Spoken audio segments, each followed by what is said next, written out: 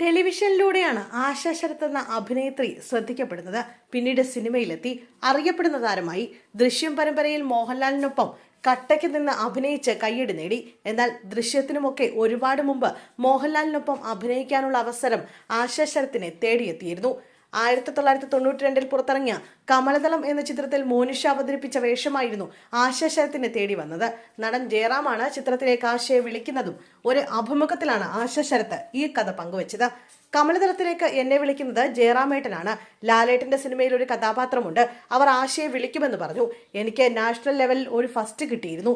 അത് പത്രത്തിൽ പടം വന്നത് കണ്ടാണ് വിളിക്കുന്നത്. അവർ ഡാൻസ് ചെയ്യുന്ന കുട്ടികളെ തേടി നടക്കുകയായിരുന്നു. മോനിഷ ചെയ്ത വേഷമാണ്. ജയറാമേട്ടൻ വിളിച്ചു. അദ്ദേഹം അടുത്ത വീടുമാണ്. ആശ ശരത്ത് പറയുന്നു.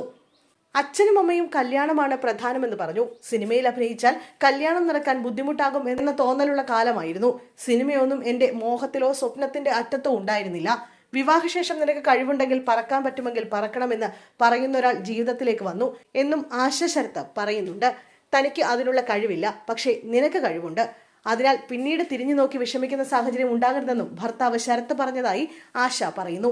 അതേസമയം അന്ന് തന്നെ സിനിമയിലേക്ക് വിളിച്ച ജയറാമിനൊപ്പം നായികയായി ആശ എത്തുന്ന ചിത്രം തിയേറ്ററുകളിലേക്ക് എത്തിയിരിക്കുകയാണ്. വർഷങ്ങൾക്ക് ശേഷം ജയറാമും മകൻ കാളിദാസും പ്രധാന വേഷത്തിലെത്തുന്ന ആശകളായിരമാണ് ചിത്രം.